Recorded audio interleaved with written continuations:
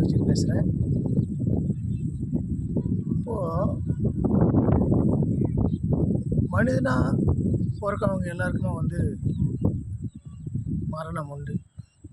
அது யாராலும் மறக்க முடியாது. அது என்னதான் நம்ம வசதி வாய்ப்புகளோ, என்ன அறிவாற்றல் இருந்தாலும் சரி, என்ன மந்திர உபதேசம் எடுத்து மந்திரங்களை படித்தாலும் சரி, தியான முறைகள் எடுத்தாலும் சரி, யாகங்கள் நடத்தினாலும் சரி, நீ என்ன மாதிரி தெய்வ சக்தியில் வச்சுருந்தாலும் சரி, ஒரு நாள் மரணம் அடைஞ்சே தீரணும் இல்லையா?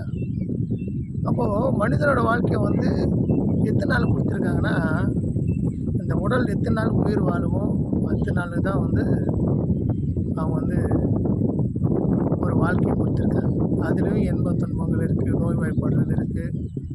அது தவிர்த்து தேவையில்லாத பிரச்சனை மாட்டிக்கின்னு தவிர்க்கிறதுக்கு சில சூழ்நிலைகள் இருக்குது. அப்போ மனிதன் ஒரு நிறைவான வாழ்க்கை வாழ முடியுமானா ரொம்ப கம்மியாக இருக்குது. ஒரு மனிதன் நினச்சா என்ன வேணாலும் பண்ண முடியும்.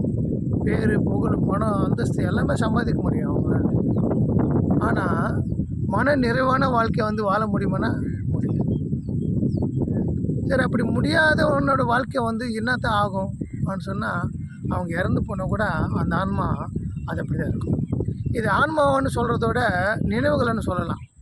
ஏன்னா ஒரு மனிதன் பேசணும் போது அவனுக்கு சிந்திக்கணும், ஒரு விஷயத்தை பற்றி யோசிக்கணும், அது என்ன விஷயமா இருக்குது அதுக்கேற்ற மாதிரி பேசணும் இல்லையா? இத்தனைக்கும் உடல் ஆரோக்கியமாக இருக்கணும். எல்லாமே உடலில் இருக்கிற எல்லா உறுப்புகள் இருந்தால் மட்டும்தான் தெளிவாக சிந்தித்து நல்ல வார்த்தை பேச முடியும். ஆனால் ஆன்மாவுக்கு உடல் இல்லை, உயிர் இல்லை.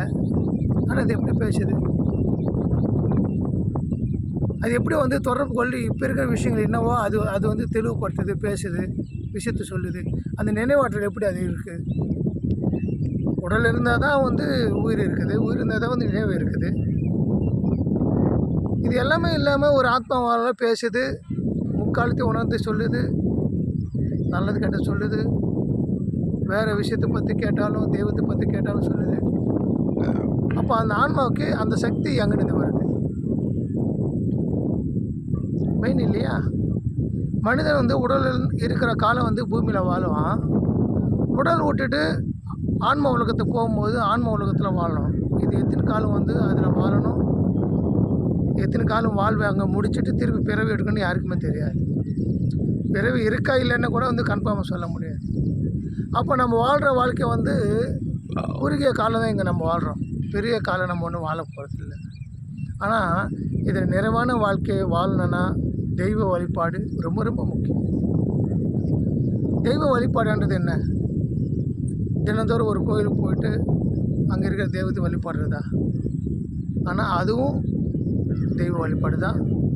நான் சொல்லக்கூடிய விஷயமும் தெய்வ வழிபாடு தான். என்னென்னா, நீங்கள் ஒரு தெய்வத்தை தேர்ந்தெடுத்து அந்த தேவதையோட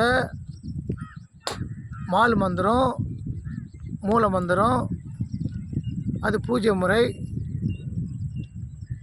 அந்த மாதிரி நீங்கள் கற்றுக்கணும். கற்றுக்கிட்டு ஒரு இடத்துல அந்த தேவதையை நிப்பாட்டி அந்த தேவதைக்கு படையில் போட்டு அந்த மால் மந்திரத்தை படித்து அந்த தேவதையை அழைச்சி நம்ம அந்த படையில் தேவதைக்கு சர்ப்பணை கொடுக்கும்போது அந்த தேவதை அதோட சக்தி அப்படியே அப்சர்வ் பண்ணிக்கிறேன். அது சந்தோஷமாக போகும்போது உங்களுக்கு சில அருள் கொடுத்துட்டு போகும். அந்த அருள் தான் வாழ்க்கையில் நிறைவான வாழ்க்கைக்கு வழிகாட்டும். இது உண்மையான விஷயங்க. இது கற்றுக்கினவங்களுக்கு தான் தெரியும் தெய்வ வழிபாட்டில் எவ்வளோ முக்கியம்னு சொல்லிட்டு. உலகத்தில் என்ன துன்பங்கள் இருந்தாலும் அந்த துன்பம் எல்லாம் உங்களை அணுகாது. உங்களுக்கு ஒரு ஆனந்தமான வாழ்க்கையாக இருக்கும். ஒரு நிறைவான ஒரு வாழ்க்கை, உங்கள் பாதையே ஆனந்தமாக இருக்கும், மகிழ்ச்சியான ஒரு வாழ்க்கை உங்களுக்கு அமையும். அதனால் தெய்வ வழிபாடு கற்றுக்கணும், ரொம்ப ரொம்ப முக்கியம். தெய்வ வழிபாடு கற்றுக்குங்க, உங்கள் வாழ்க்கையை முழுமையான வாழுங்க. உங்கள் ஆன்ம உலகத்தில் நீங்கள் நல்லா வாழணும். எந்த உலகத்தில் இருக்கும்போது அது கற்றுனா தான் ஆன்ம உலகத்தில் நல்லா வாழ முடியும். அதனால் இந்த உலகத்தில் உயிரோடு இருக்கிறவங்க காலம் நீங்கள் மகிழ்ச்சியாக இருக்கணும். இங்கே உணர்வுகளோடு நம்ம அந்த ஆன்ம உலகத்துக்கு கொண்டு போகணும். வெறும் உணர்வுகள் தாங்க, வேறு எதுவுமே கிடையாது. அதனால் இது புரிஞ்சுக்கிட்டு உயிரோடு இருக்கும்போதே தெய்வத்தை அணுகு, தெய்வத்தை வழிபாட்டு பண்ணி, தெய்வத்தை பூஜை பண்ணுறது கற்றுக்குங்க. எல்லோரும் நல்லா இருக்கணும். எல்லாம் உள்ள இறைவனை வேண்டிக்கிறேன். ஓம் நமச்சிவாய, ஓம் நமச்சிவாய, ஓம் நமச்சிவாய.